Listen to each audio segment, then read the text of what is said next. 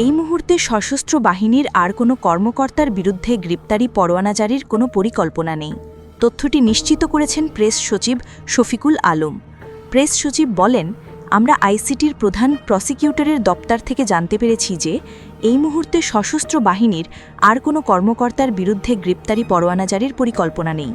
শতাধিক সেনা কর্মকর্তার বিরুদ্ধে গ্রেপ্তারি পরোয়ানা জারি হতে যাচ্ছে সামাজিক যোগাযোগ মাধ্যমে ছড়িয়ে পড়া এমন দাবি প্রত্যাখ্যান করে শফিকুল আলম বলেন, এই খবর সম্পূর্ণ ভিত্তিহীন ও মন গড়া গুজব।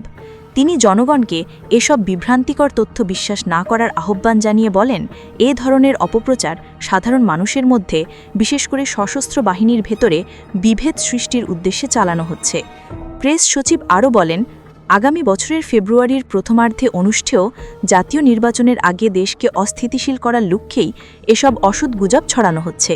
তিনি জানান, ডিজিএফআই বিলুপ্ত করার কোনো পরিকল্পনা সরকারের নেই।